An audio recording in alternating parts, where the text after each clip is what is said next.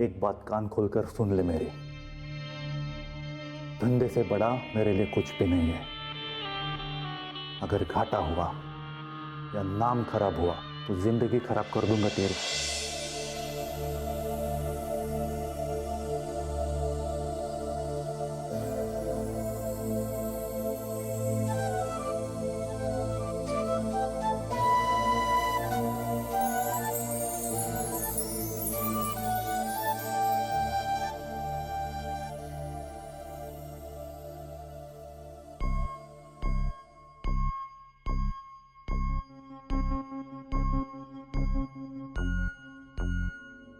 चचा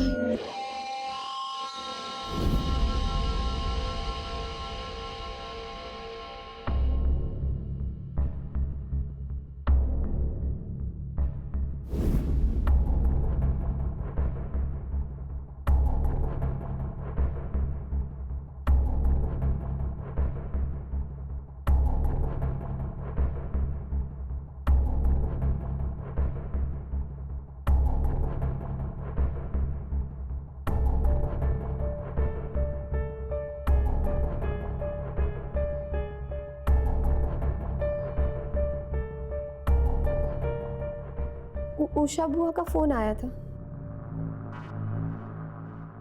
उनकी बेटी की सगाई है, बुलाया है।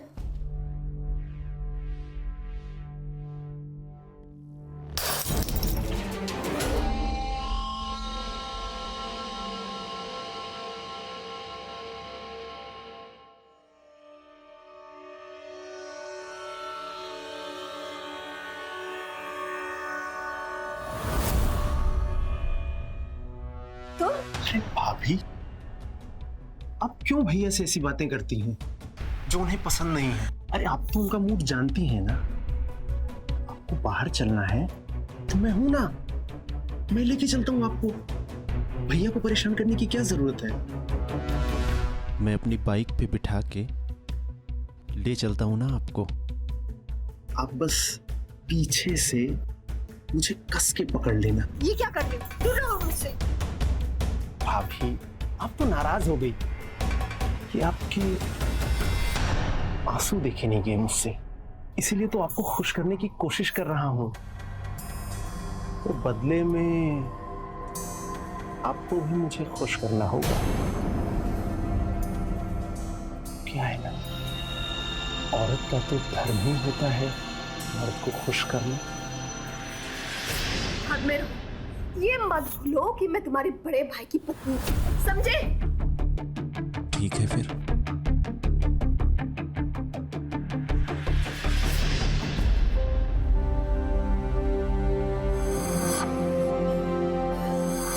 क्या है ना, औरत का तो धर्म ही होता है मर्द को खुश करना। ये राधाराम, ये क्या हो रहा है मेरे साथ? मेरी अब कोई इज्जत नहीं। मेरे अपने ही मेरी इज्जत लुटने के पीछे पड़े।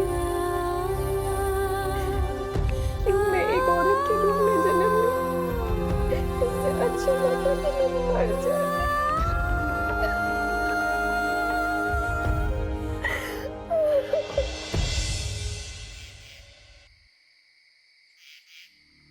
देख भाई, धंधा ना मुझे भी बढ़ाना है, और धंधा कितना भी बड़ा हो जाए, सारा मुनाफा तो सुखबीर भाई रख लेते हैं और मुझे वही चवन्नी ठन्नी थमा देंगे।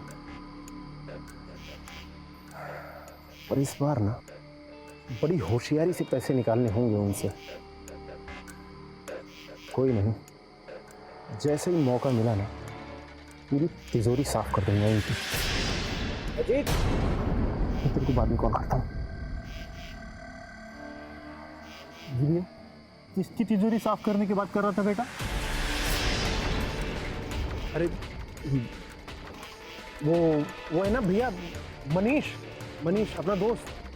अरे जो कटेश्वर के यहाँ काम करता है, उसी को समझा रहा था कि सेठ कटेश्वर को ऐसा चूना लगाए तो बर्बाद हो जाए। तो कटेश्वर का बच्चा हमसे आगे कैसे जा सकता है? तो कटेश्वर को हम बाद में देख लेंगे, समझा? लेकिन ये बता कि बिजनेस बढ़ाने के लिए तुमने कुछ सोचा है? अरे हाँ भैया, हो गई ना बात। एक लड़के से बात की है, MBA किया है उसने और बिजनेस की बहुत अच्छी समझ है उसको। सेठ कटेश्वर को भी बिजनेस के आइडियाज उसी ने दिए थे। ठीक है, कल बुला लेना उसे। बेटा अजीत, आज बाल बाल बच गए।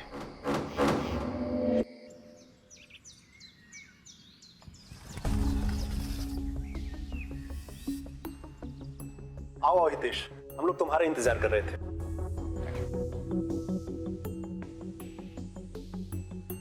भैया ये हितेश जी हैं, हमारे नए बिजनेस सुपरवाइजर। Hello sir. आइए हितेश बाबू, बैठिए।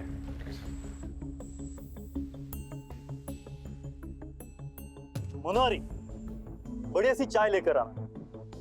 हमारे नए बिजनेस सुपरवाइजर आए हैं। अब तुम हमें अपना वो जादू बताओ जिससे हमारा बिजनेस रॉकेट की तरह चलने लगे। जरूर सर, मेरे पास कुछ बिजनेस आइडियाज हैं, मैं एक एक करके आपके साथ शेयर करता हूँ सर।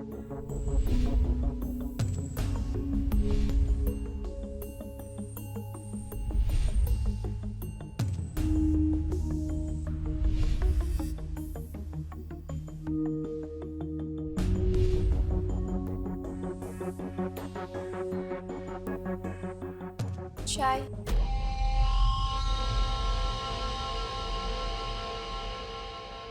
जरा सी भी तमीज नहीं है तुझमें। कितनी बार कहा है कि पराये मर्द के सामने आया कर तो घूंघट डाल के आया कर।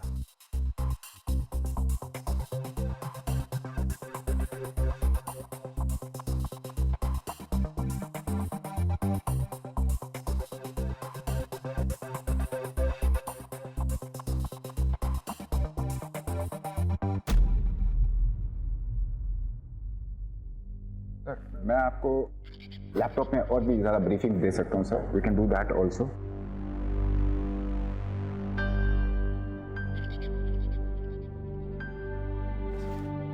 प्लान तो बहुत बढ़िया है तुम्हारा।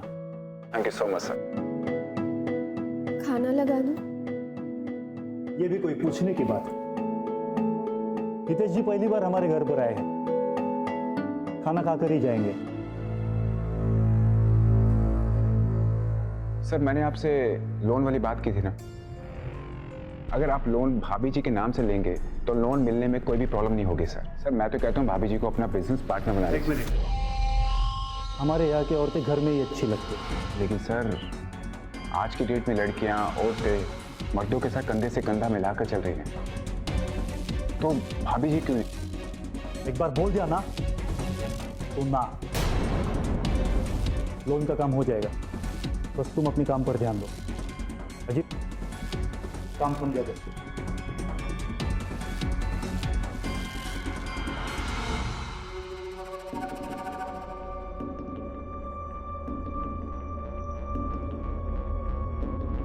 क्या इस बार बच्चे के लिए कोशिश?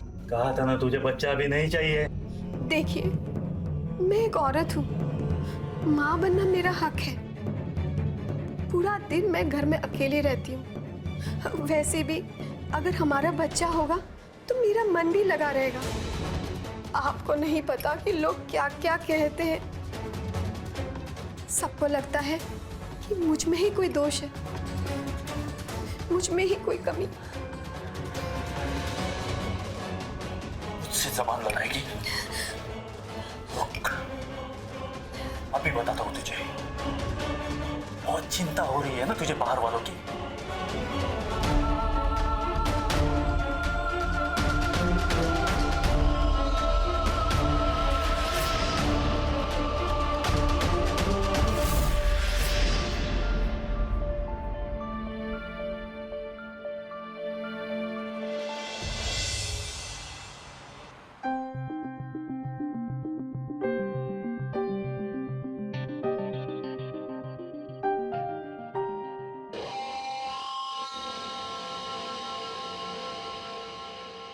मिल गई फुर्सत तुम्हें?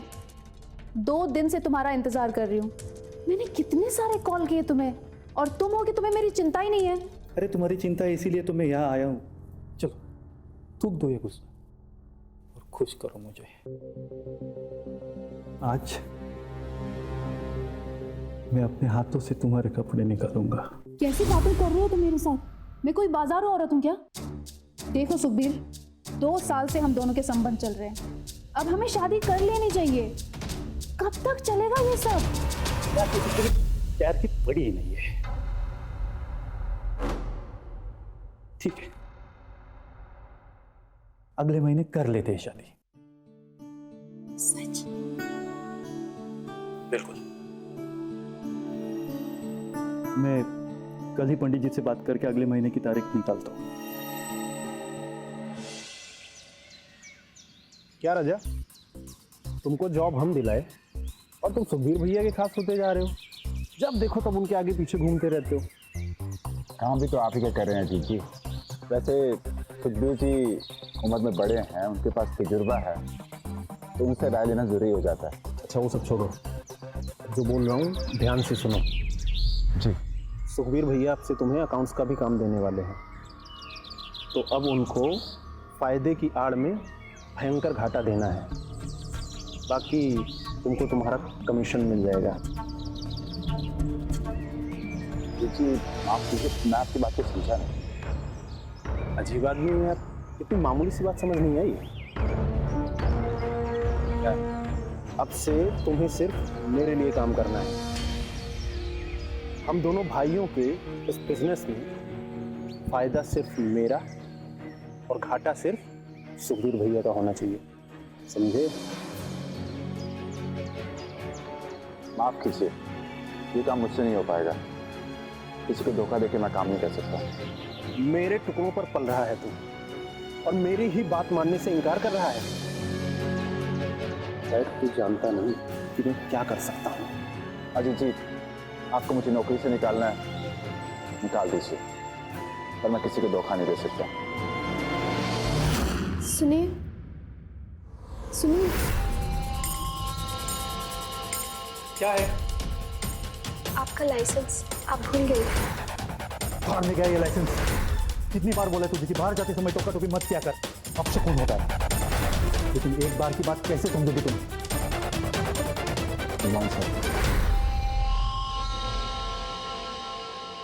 सर एक बात कहूं, सर आप ये शकुन अपशकुन के चक्कर में कहाँ पड़ गए? सर बीवी घर की लक्ष्मी होती है,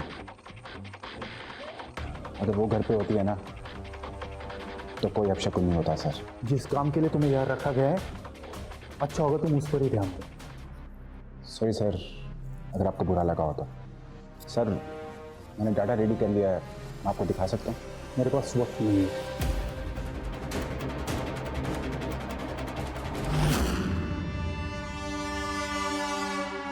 आप बैठिए, मैं आपके लिए चाय लाती हूँ। सुनिए,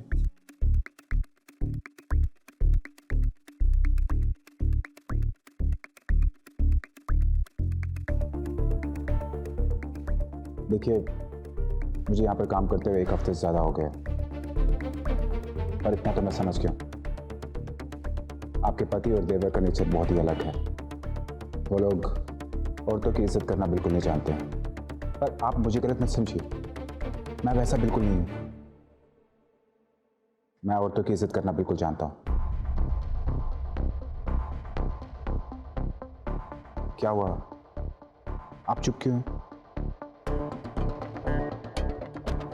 लगता है मैं आपके लिए अभी तक अनजान हूं। एक काम करते हैं, हम दोस्ती कर लेते हैं, उसके बाद आप खुल के मुझसे बात भी कर पाएंगे। फ्रेंड्स, मैं जानता हूं आपका कोई दोस्त नहीं है, विश्वास कीजिए, मैं अपने दोस्तों का बहुत ख्याल रखता हूं और उनको दुखी बिल्कुल नहीं देख सकता हूं। वैसे भी अगर आप मुझसे दोस्ती करेंगे ना तो इसी बहाने आपका काम भी हो जाएगा। औरतों को बात करने का बहुत शौक होता है, तो अपने दिल की बात आप मुझसे शेयर भी कर सकेंगे और मेरा काम भी हो जाएगा। तो फ्रेंड्स,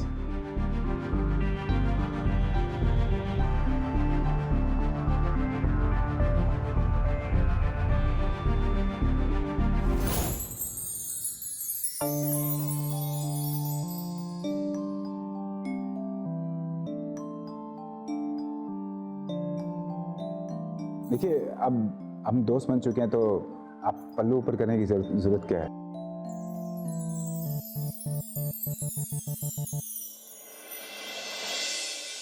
कमाल का काम किया है हितेश बाबू तुमने। तुम्हारी वजह से अब हमारा धंधा अच्छा चलने लगा है, तो इसीलिए मैंने सोचा है कि सारा हिसाब किताब तुम ही देख लो। सुखबीर जी, हिसाब किताब देखने में काफी टाइम लग जाता है और मेरा दिन का सारा टाइम तो फैक्ट्री का काम देखने में लग जाता है, तो मैं हिसाब किताब के लिए टाइम कब निकालूंगा? कोई बात नहीं, फैक्ट्री का काम खत्म होने के बाद तुम यहाँ आ जाना, 1-2 घंटे हिसाब किताब का काम कर लेना और चले जाना। क्यों अजीत? अरे तुम इतनी चुप क्यों हो? बोलो भी कुछ। हाँ भैया, बिल्कुल सही कह रहे हैं आप। अरे हितेश भाई, अब मान भी जाओ।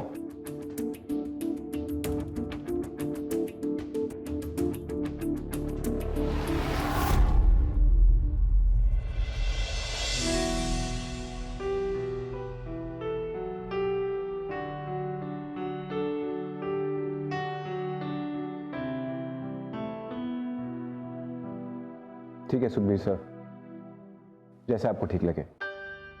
ये हुई ना बात, तो कल से काम शुरू कर देते हैं। जी।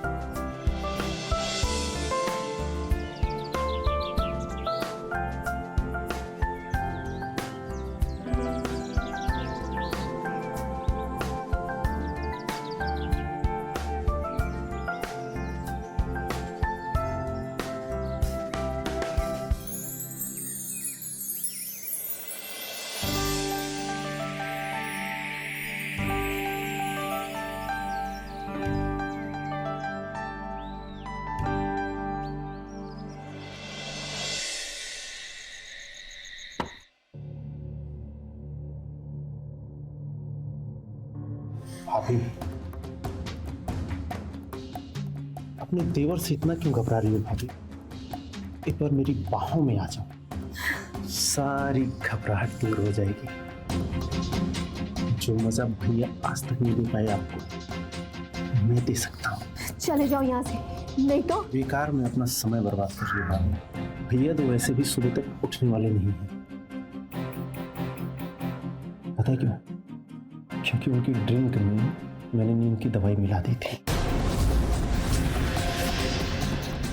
और मेरे बीच में भाभी, चलो ना, एंजॉय करते हैं। ऐसे मत करो अजीत, चले जाओ यहाँ से। ऐसे मत करो भाभी। हाँ।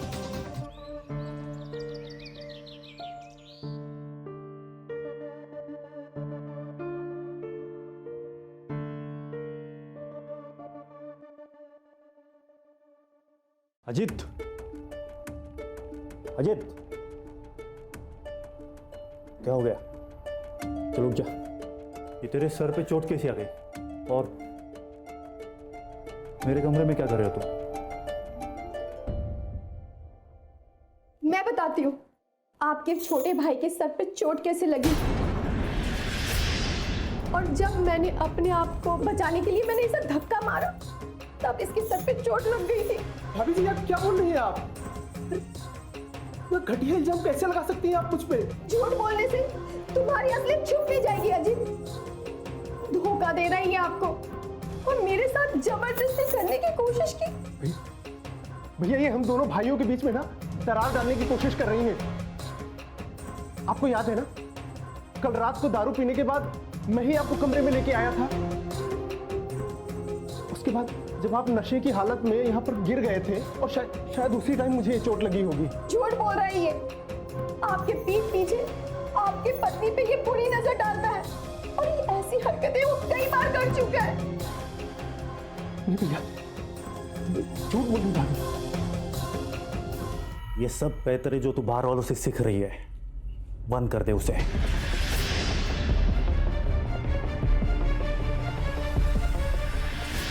मैं नहीं जानता था तुम्हारे साथ इस घर में इस तरह से जुल्म हो रहा है।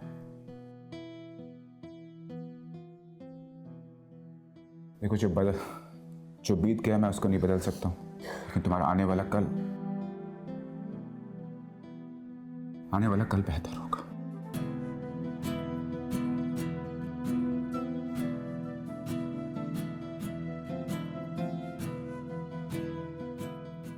मैं तुम्हारा हाथ थामना चाहता हूं और सारी जिंदगी तुम्हारे साथ बिताना चाहता हूं।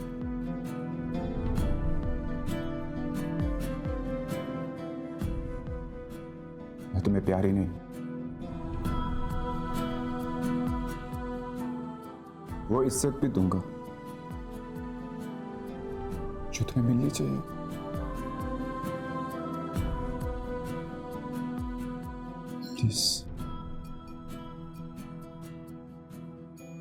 प्लीज मनोरी, मेरे प्यार को एक्सेप्ट करो। मैं अपनी सारी जिंदगी तुम्हारे नाम कर दूंगा।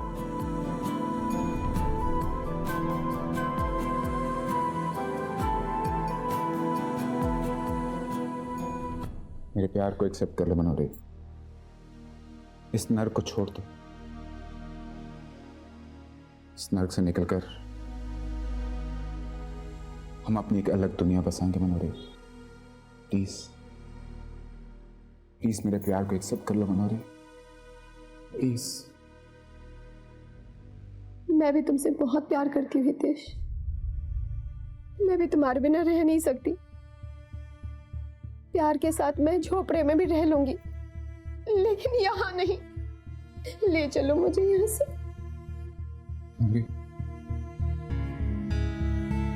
अब हम अपनी एक अलग दुनिया बसाएंगे। हमारे प्यार के बीच में कोई नहीं आ पाएगा मनोरी। मैंने इनके ड्रिंक्स में नींद की दवा मिला दी थी। अब सुबह तक ये आराम से सोते रहेंगे और हम प्यार करेंगे। जल्दी आओ, चुप चुप।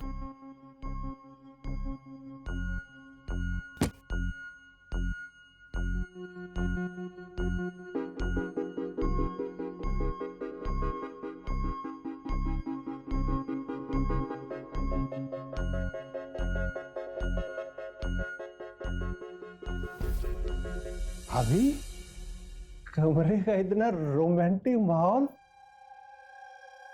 भैया तो बाहर पड़े हैं।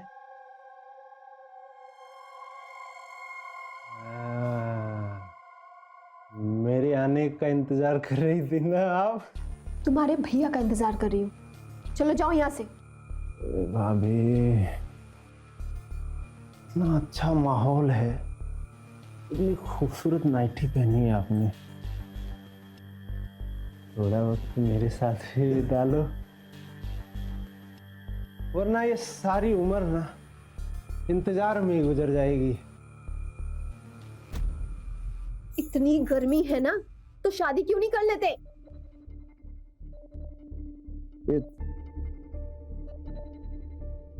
शादी नहीं करनी भाभी, बस आपके साथ सोना है।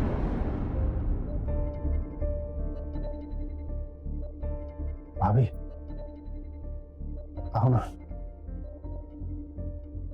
मैं मेरी मेरी बाहों में आओ ना भाभी।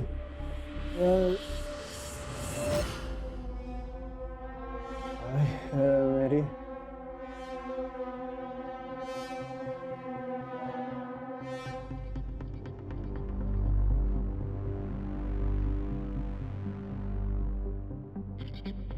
जल्दी जाओ।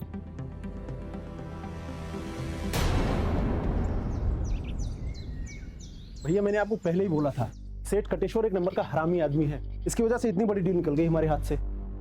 कटेश्वर के बच्चे को उल्टा कर कांटे पर ना सुलाया ना, तो मेरा नाम भी सुखबीर नहीं है।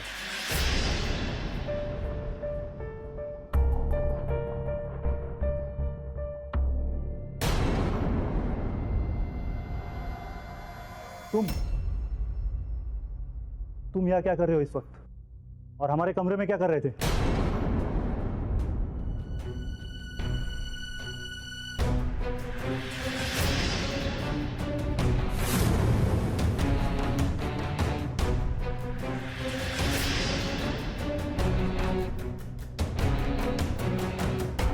अबे बोलना, मुंह में दही जम गई क्या? सर वो मैम के रूम में ना टीवी का नेटवर्क का इशू था सर, तो मुझे एक इम्पोर्टेंट फाइल लेनी थी सर। तो मैम ने बोला कि टीवी ठीक कर दो, तो मैम का टीवी ठीक करने लगा था। So sorry sir. हाँ, मैं घर में बोर हो रही थी, इसलिए हितेश जी को केबल ठीक करने बोल दिया था। काम कोई भी क्यों ना हो, लेकिन अगर घर के मर्द घर पर ना हो तो पराये मर्द को अपने कमरे में आने देने की हिम्मत कैसे की तूने? सर इसमें मैम की कोई गलती नहीं है सर। सर गलती मेरी है सर, मुझे यहाँ पर आने से पहले आपको बताना चाहिए था। अबे चुप कर। वो कौड़ी के आदमी, तेरी इतनी हिम्मत कि तू हमारे घर की औरतों के कमरे तक पहुंच गया। अगर तेरी इस हरकत की वजह से ना हमारी कोई भी बदनामी हुई, काट के फेंक दूंगा तुझे, समझा? नहीं होगा sir. Sir sir sir sir sir sir sir sir I am sorry sir sir please please sir. तेरी पहली और आखिरी गलती है जो मैं इस बार माफ कर रहा हूं तुझे। अगर दोबारा इस एरिया में दिखाई दिया ना, ये गन देख रहा है ना, इसकी सारी की सारी गोलियां तेरे भेजे में उतार दूंगा, समझा? I am sorry. निकल यहाँ से।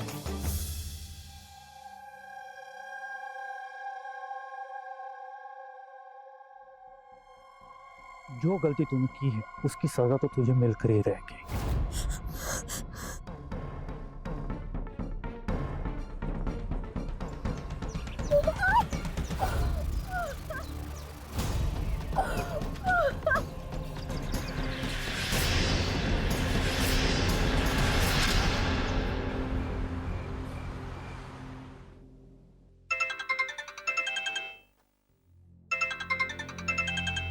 अगर तेरी इस हरकत की वजह से ना हमारी कोई भी बदनामी हुई, काट के फेंक दूंगा तुझे।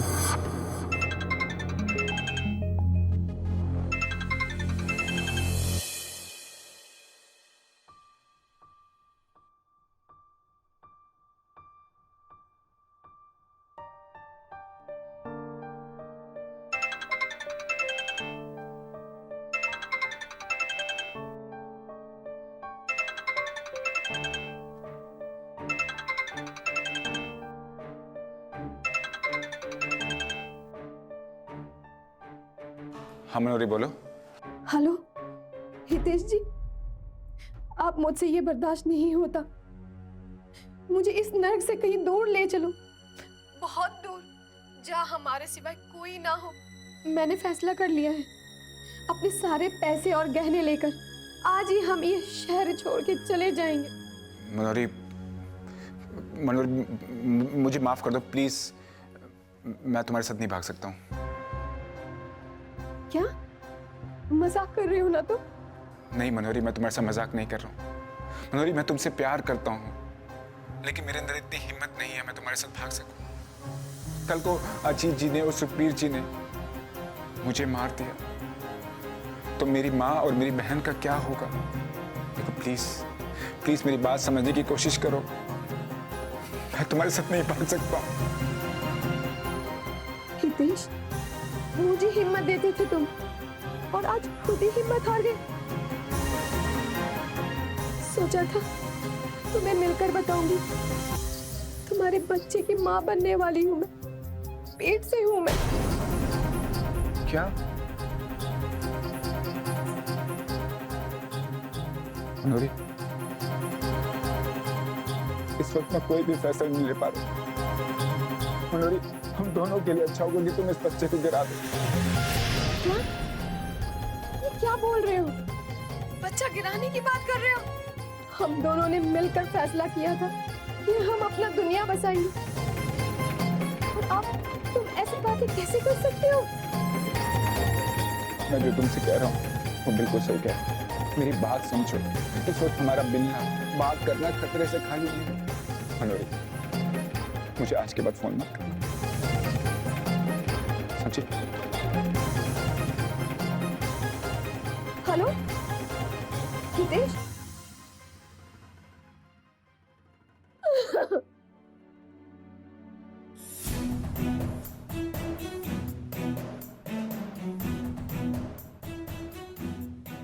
हितेश जी, जिस प्यार के लिए खुद को मैंने सौंप दिया, तुम्हारे साथ दुनिया बसाने के लिए तैयार हुई, उस प्यार के खातिर तुमने कुछ नहीं किया, मुझे छोड़ दिया, धोखा दिया मुझे।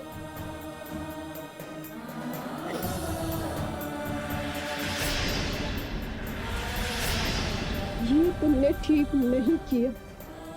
तुमने भी सिर्फ मेरे जिस्म से प्यार किया। तुम्हें इस बात की सजा जरूर मिलेगी हितेश।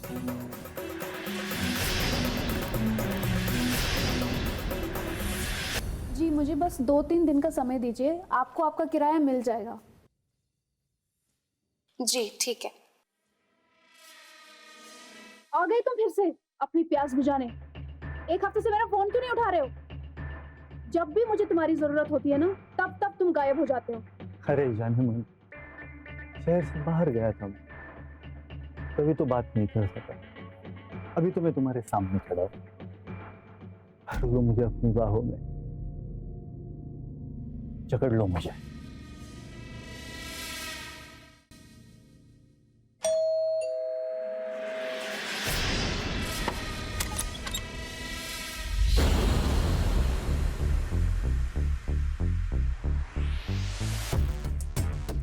इंस्पेक्टर साहब, आप यहाँ? मनोहरी क्या लगती है आपको? पत्नी है मेरी। कहाँ है वो? गिरफ्तार करने आया उन्हें। आपके यहाँ काम करने वाले हितेश कुमार की कत्ल की जुर्म में उन्हें हितेश कुमार को मार डाला, उसके बाद उनकी लाश को खेत में जलाकर राख कर दी। कांस्टेबल, लेके आओ उन्हें।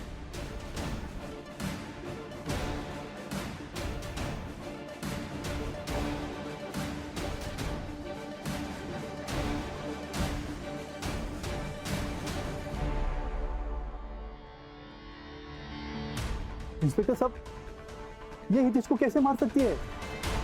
इसने आज तक एक मच्छर भी नहीं मारा है। हितेश कुमार के फोन से हमें कुछ ऐसा मिला है जिससे साबित होता है कि तुम्हारी पत्नी और हितेश के बीच में काफी समय संबंध है। हितेश के फोन से कुछ मैसेजेस और कुछ वॉइस नोट मिले, जिसमें इन्होंने साफ साफ कहा है हितेश अगर इनके साथ नहीं भागेगा तो इसे जान से मार देंगे। देखा भी, मैंने तो आपसे पहले भी कहा था कि भाभी के चाल चलन ठीक नहीं है। हे भगवान, भरोसा नहीं हो रहा है कि तू ऐसी बदचलन निकलेगी। अरे भैया, मैंने कितनी बार बताया पहले भी आपको कि भाभी ने मुझ पर भी हाथ मारने की कोशिश की थी, और मुझे लगा मजाक होगा, पर ये तो हवस की पुजारन निकली। बेचारे सीधे साधे हितेश को अपने प्यार की जाल में फंसाकर मार डाला।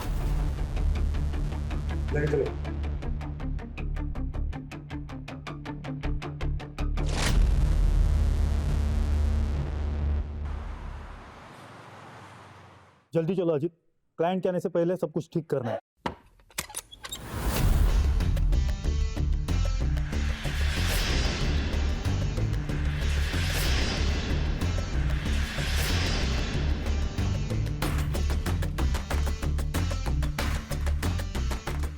इंस्पेक्टर साहब, अब क्यों आना हुआ? इस बार हितेश के असली कातिल पकड़ना है।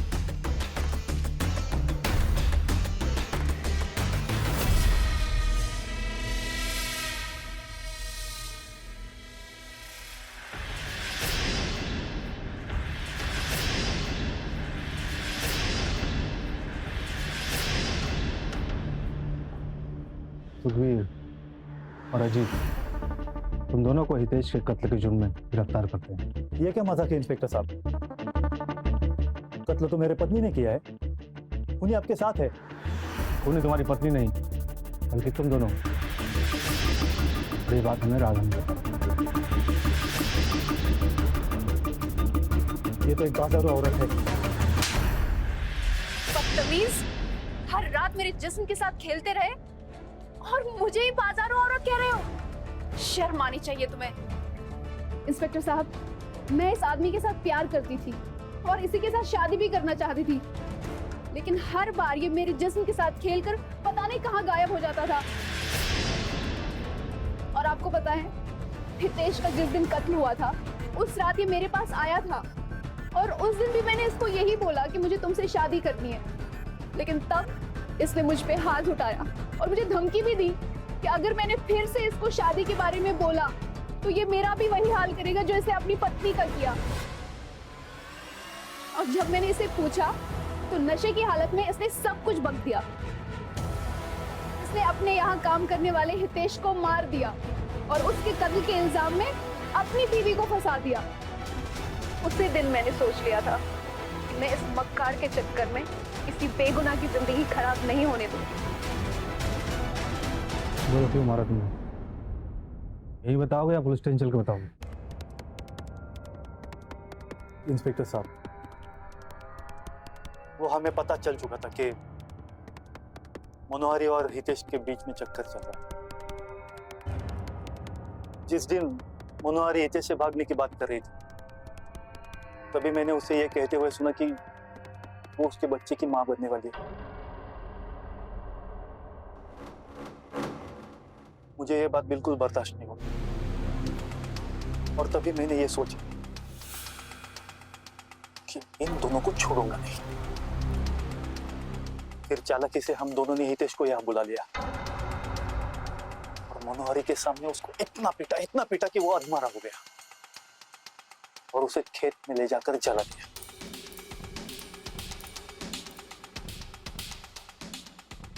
और हमने मनोहरी भाभी को धमकी भी दी थी कि अगर उन्होंने किसी से भी कुछ भी कहा तो इसी तरह उसके माँ बाप को भी जलाकर मार देंगे। इसीलिए उन्होंने अपना मुंह बंद रखा। अब दोनों भाई सारी जिंदगी जेल में सड़। ले चलो इन्हें।